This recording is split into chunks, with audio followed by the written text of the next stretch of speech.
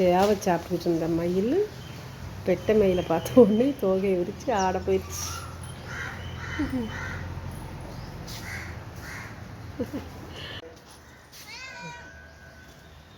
மரத்தில் ஏறுறது பாருங்க.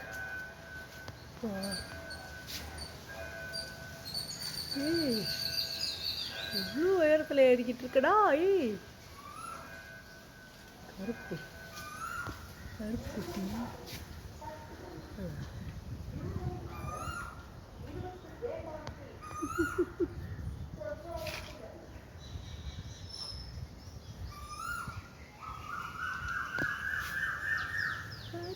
மரத்தில் ஏறி சண்டை போடுறது.